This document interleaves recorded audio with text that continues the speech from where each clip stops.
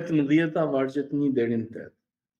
Pastaj u tha atyre edhe një shëmbulltyr për t'u treguar se duhet lutur vazhdimisht. Pauli gështua, duke thënë: në një qytet ishte një gjykatës që nuk kishte frikë nga Perëndia dhe nuk kishte respekt për njeri. Tani po në atë qytet ishte një grua e ve që shkonte tek ai duke thënë: "Më jep të drejtën para kundërshtarit tim."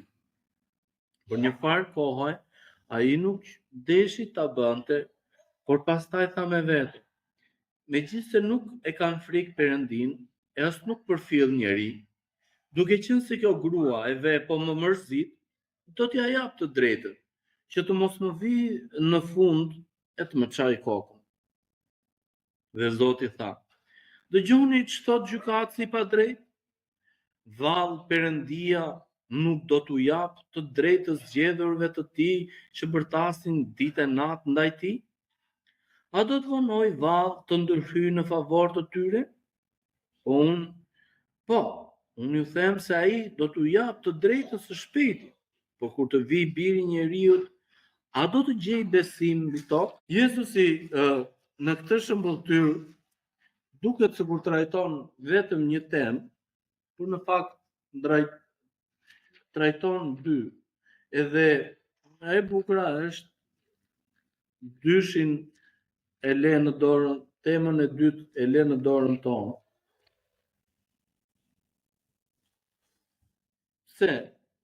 Sepse tek vargu i fundit, ose tek pjesa e fundit e vargut që neve sapo lexuam, vargu 8, Jezusi thot: "A do të gjej besim mbi tokë?" E ndërsa Jezusi është duke trajtuar pikërisht këtë temë, Jezusi thret vëmendjen ose t'i kujtonte dishepujve të tij që lutja është shumë e rëndësishme. Është aq e rëndësishme sa edhe vetë frymarrja jonë, edhe vetë ushqimi ynë. Jezusi e konsideron dhe i jep një theks shumë të madh lutjes. Jezusi në shumë raste ka treguar që lutja është pjesë, ose duhet të jetë pjesë e një besimtari krishter. Imagjinoni, Jezusi shpenzoi 3 vjet me dishepujt e tij. 3 vjet. Edhe pikërisht në vitin e fundit, kur do të ndodhte gjëja e madhe ose do të kurorzohej me kryqëzimin e Jezusit, sepse i gjithë misioni ishte pikërisht për. Edhe Jezusi e dinte shumë mirë. Por gjatë gjithë kësaj kohe, dishepujt bënin pyetje të një jo besimtari, të dikujt që nuk kishte, le ta themi në këtë lloj mënyre, që nuk e kishte fituar maturinë shpirtërore, edhe i bënte, për shembull, ata shqetësoheshin edhe për ushqimin që do hanin. Ndaj edhe kalonin shumë kohë së bashku. Ata ankoheshin edhe për ushqimin. I kërkonin Jezusit, për shembull, në momentin që ata ishin për të ushqyer 5000 veta dhe Jezusi tha: "I huli të gjithë njerëzit për të ngrënë. Edhe po ne s'kemi lek që t'i blejmë ushqim. Po ne nuk kemi ushqim mjaftueshëm." Dhe pastaj treguan që kishin bukë me peshk. Dhe Jezusi e bëri. Dhe ata përsëri u ankuan Jezusit dhe i thanë, kur Jezusi ushqeu në një moment tjetër, dhe ata përsëri thanë: "Nuk kemi bukë, nuk kemi ushqim mjaftueshëm." Jezusi përsëri tha, edhe një nga shprehjet që Jezusi përdor atyre i thot: "Të njerëz besim pak. Për sa kohë do jem me ju?" Ishte pikërisht ky moment që Jezusi po i përgatiste ata për gjëra shumë të mëdha. Një moment tjetër ishte kur ata ishin duke lundruar në ujë, edhe pastaj fillon një stuhi, një storm e madhe, dhe ata të tromaksur, të trembur, të friksuar, nuk dinin se çfarë të bënin. edhe Jezusi që flinte gjumë. Dhe thanë, zgjuan Jezusi, më mirë të gjithë kjo stuhi, gjithë kjo, pse nuk ngrihesh ti, pse nuk shqetësohesh, pse nuk ashtu si ne. Edhe Jezusi përsëri e qetëson stuhin, edhe përsëri thot, o njerëz besimtar. Është pikërisht kjo pjesa e fundit. Pra vargu 8 që na thot, po unë ju them se ai do t'u jap të drejtën së shpejti. Pra ai i bën një pyetje dhe përgjigjet vetë dhe thot, a do na përgjigjet Zoti lutjeve tona? A do përgjigjet Ati lutjeve tona? Jezusi thot, po. Do të përgjigjet. Por pyetja është, kur biri njeriu do të vijë, a do të gjej besim mbi tokë? Kur të vijë përsëri, a do të gjej njerëz besimtar? A do të ketë njerëz që janë duke e pritur atë? Jezusi shpalos një mësim të rëndësishëm që është baza, themeli i të qenit i krishterë që është lutja. Pali tek Filipianët, kapitulli 4, vargjet 6 edhe 7, Pali thot, mos u shqetësoni për asgjë, por në çdo gjë ja parashtroni kërkesat tuaja Perëndis me anë të lutjes dhe përgjërimesh me falënderim. Dhe paqja e Perëndis, që atë kalon çdo zgjuarësi, do të ruaj zemrat tuaja dhe mendjet tuaja në Krishtin Jezu. Pra, neve shpeshherë si njerëz kemi tendencë të bëjmë çfarë është ndryshe, çfarë na thuhet. Po ta vëmë re për çdo kërkesë, çdo komandë ose çdo urdhërim që neve i themi njerëzve mos ta bëjnë, atë do bëjnë. Si të mëdhenj edhe të vegjël. Për shembull, të paktën për fëmijët, kur neve i themi fëmijëve tanë mos e bëj atë, ata pikërisht atë gjë do bëjnë. Mos e prek atë se s'të bën mirë, mos e ha atë se të bën dëm, mos e fut në gojë atë se ashtu. Edhe fëmijët që e fusin në gojë, edhe që lëpin. Neve kur jemi të shqetësuar, ose kur kemi probleme nga më të ndryshme, se pikërisht problemet janë ato që na japin edhe shqetësimet, neve bëhemi, le themi, të paduruar. Madje kërkojmë edhe në padurimin tonë kërkojmë ndërhyrje nga Perëndia.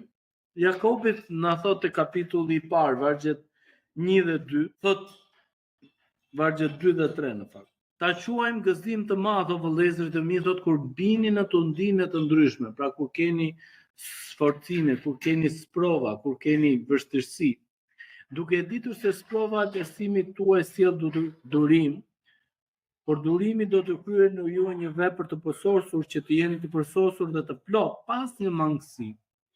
Çfarë po përpiqet Jakobit na thoj gjithashtu të na kujtoj që në kohët tona të vështira, kur jemi plotësisht të pamundur, ne atëherë kemi tendencën që edhe të shpenzojmë kohë në lutje më shumë me Perëndin. E dini çfarë? Shpeshherë, se ka dhe njerëz që kanë, le të themi, zemër të ngurtësuar, që ngurtësohen dhe largohen nga Perëndia akoma më shumë, por ka njerëz që në momente të pamundura, kur vështirësitë e tyre kalojnë limitin e tyre që ata mund të përballojnë, mund të bëjnë, pra barra që mund të mbajnë, shpesh herë gjejnë veten duke të gjunjëzuar, duke u lutur e duke falendëruar Zotin edhe duke kërkuar ndihmë Zotit.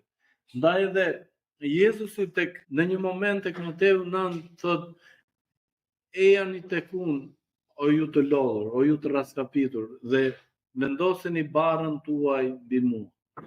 Dhe pastaj barra juaj do të jetë e lehtë. Jezusi gjithmonë i drejton të paktën dishepujt e tij që barrën e tyre, vështirësitë e tyre t'ja kalojnë Perëndis. Duke bërë këtë gjë, neve lidhemi dhe forcohemi akoma më shumë me Zotin. E di çfarë është? Zoti është aq i hirshëm, aq i mëshirshëm, aq i dashur me ne, sa edhe kur lutemi, edhe kur ne na plotësohet, ose Zoti na bekon duke na zgjidhur problemin, duke na dhënë zgjidhje të problemeve tona, duke na dhënë bekime të ndryshme, shpesh herë Perëndia nuk heziton të na japi dhe sy për të parë bekimin që ai na ka dhënë. Duke na dhënë bekimin, duke na dhënë dhe sy, ne bëhemi akoma mirënjohës. Pra Jezusi jo vetëm që na thret vëmendjen tek lutja, thot shpenzoni kohën në lutje, por gjithashtu na thot a do ta vlerësoni Perëndin? A do ta falenderoni Perëndin? A do të ketë besim thot në to për Zotin? A do të jenë njerëzit kaq të mirë, të sinqertë, të dashur kur janë në nevojë? E kemi vënë re njerëzit kur janë në nevojë, kur e kanë një hap, sa të butë, sa të qetë, sa të dashur, sa të komunikueshëm. Papritur dhe ai njeri që ti thua, ky s'di të llafose, ky s'di të lidhi një llafe, ose kjo nuk di të lidhi një fjalë. Papritur e pa kuptuar ti e dëgjon që të flasë fjalë. Ti lidhi fjalit shumë mirë. Ndonjëherë neve bëhemi egoist, edhe bëhemi egoist të tillë që vetëm në momentet tona të vështira kërkojmë ndihmë. A ndiheni keq ose si ndiheni kur njerëz të ndryshëm ju marrin në telefon ose kur vinë edhe kujtohen për ju vetëm në momentin që kanë një hap? Si ndihemi me ata lloj njerëz? A ndihemi keq? A ndihemi, për shembull, le të themi keni 1 vit ose 2 vjet që nuk keni dëgjuar nga dikush. Edhe në momentin që ju marrin telefon, ti po thua, i bën qefi vetes se thua, u kujtua për mua, hajde të vazhdojmë miqësinë, shoqërinë. Edhe pastaj fillon në bisedë sipër fillon të tregon çfarë halli ka, edhe se si mund ta ndihmosh. Edhe këtë gjë mund ta ketë bërë disa herë. Ti kjo gjë ky lloj veprimi të le të kuptosh që të merr vetëm në të tilla raste. A ndiheni keq? Besoj unë shpesh herë kam gjetur të ndihem keq vetëm në të tilla raste, dhe ndihem keq. Mund të kem bërë dhe unë veprimin egoist që jam kujtuar për dikë vetëm në momentin që më zhdash. Po Perëndia, si mendojmë që ndihet kur ne shkojmë në lutje, gjunjëzohemi, ulemi përpara Perëndis, vetëm në momentin kur kemi halle, probleme, shqetësime, që janë përtej limitit ton, përtej kontrollit ton, përtej aftësisë ton për t'i dhënë zgjidhje atyre problemeve. Çfarë mendojmë ne se si ndihet Perëndia? Një nga kërkesat që Perëndia na kërkon ne është që të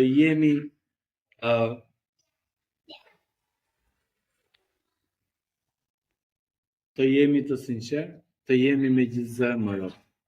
Se nëse ne nuk jemi me gjithë zemrën, me gjithë mendjen tonë, Perëndia na thot nuk kanë vlerë lavdërimet e tua, nëse ti nuk je me gjithë zemrën e me gjithë qendjen tënde në marrë të kërkosh të jesh me Zotin. Dhe edhe Jezusi na thret vëmendje dhe na kërkon që ne të shpenzojmë kohën lutje, dhe ai thot vazhdoni dhe lutuni pa pushim.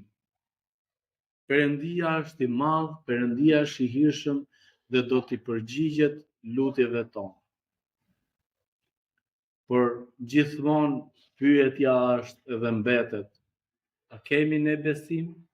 A do të vazhdojmë neve të qëndrojmë në besim? A lutemi ne me besim?